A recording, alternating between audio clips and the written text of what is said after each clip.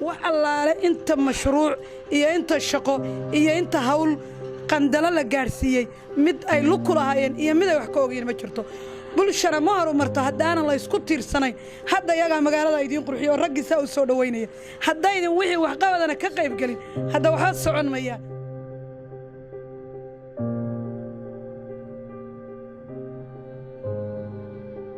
wasaaradda horumarinta haweenka iyo arrimaha qoyska ee dawladda Puntland oo mar walba u taagan in ay ka shaqeyso guud ahaan arrimaha bulshada gaar ahaan haweenka iyo carruurta ayaa iyada oo dardar gelinaysa hawlaheeda waxa ay safar shaqo ku tagtay degmada Qandala ee gobolka Bari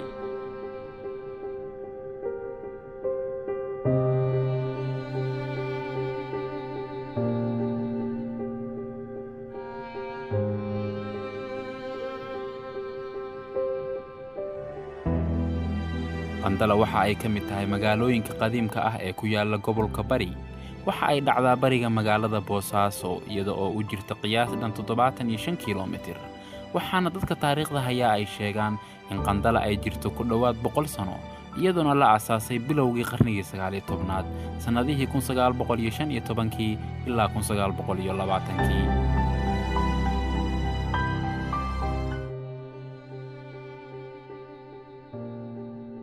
ujeedka safarkan ee ay wasaaraddu ku tagtay degmada Qandala ayaa ahaa in baraarujin iyo wacyigelin loo soo sameeyo haweenka ku dhaqan degmada Qandala iyo tuulooyinka hoos yimaada iyo waliba in ay wasaaraddu xafiis ka shaqeeya horumarinta haweenka iyo arrimaha qoyskaba ay ka soo furato isla degmadaasi Qandala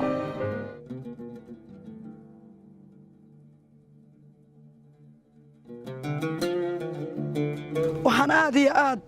ugu faraxsanahay idinkoon horumar aydin helin oo dhankii haweenku dayaxayay oo dhankii qoysku dayaxayay oo dhankii caafimaadku dayaxayay oo dhankii waxbarashadu dayaxayay in haddana niyadiina iyo qalbigiinu uu mid yahay oo aad u taagantiin haddaad haweenkii tiin iyo dhallinyaradii iyo odayaashii iyo ciidankii in ay magaaladiina ahaato amni in magaaladiina qofkii yimaada aad soo dhawaysaan taasina waa guul aan idiga hambalyaynayo waana ta horumar lagu gaadho idin ma oranayaan anigu hadda isku xidhantiin laakiin waxaad kaliya naga sugtaan cid walba haddii been la idiin sheegi jiray haddii la iman jiray kolle cid waliba maanta halkaa timi siduu sheegay liibaan nin waliba meesha wuxuu ku shubtaa taariikhda qoraysa annaga ka wasaaradda haweenaan beenna ma sheegno warkayagu waa cad yahay daryeelka haweenka iyo carruurta insha allah biidmillaahi kariim waxaan rajaynaynaa wasaaradaha waaweyn oo maalqabeenka mani laakiin taayadu inay ka muuqato Qandalo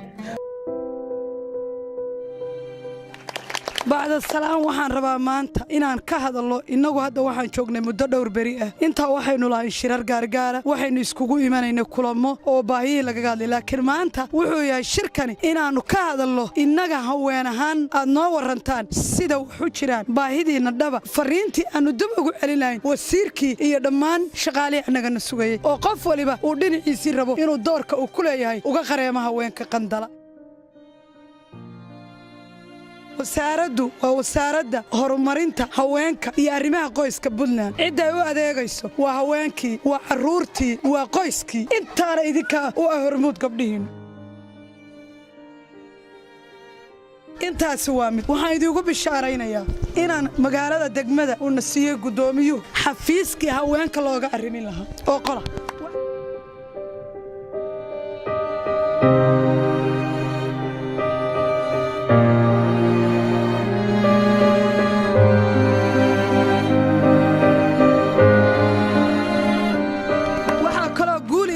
in ay wasaaraddu idin magacowday gabar cirka idiga iman oo aan Boosaaso joogin oo xiriiro joogin oo balliga joogin oo unu joogin oo joogta Qandala gudaheeda taasina waa guul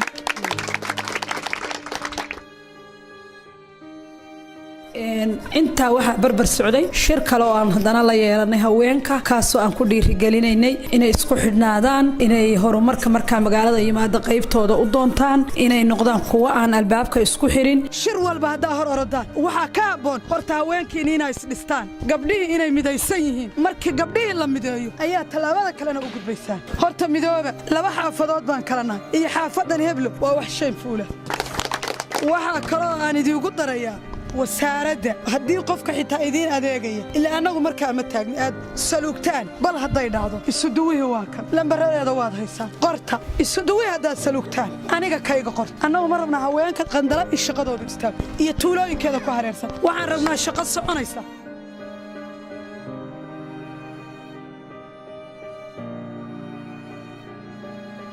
annaga ka wasaarad ahaan waxaa naga go'an oo muqadisa dastuurka Puntland uu dhigayaa in gabdhaha laga qaybgeliyo siyaasadda iyo horumarka dalka ee aan gadaal la marin waa arrin muqadisa waa arrin loo baahan yahay waa arrin inay bulshadu ku baraarugsanaata ah magaaladu waxay magaca lowda mahad ilaah mugdiga waa laga baxayo maalin baha la helay idina mahad sanidin degma diina waha mabsuud ay wixii dhima waa inaad soo dhamaystirtaa